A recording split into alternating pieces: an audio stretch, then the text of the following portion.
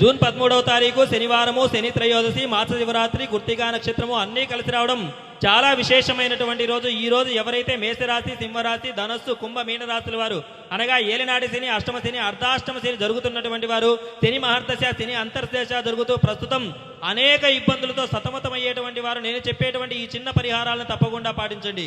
వీడియోను సేవ్ చేసుకోండి, 10 మందికి తప్పకుండా షేర్ చేయండి.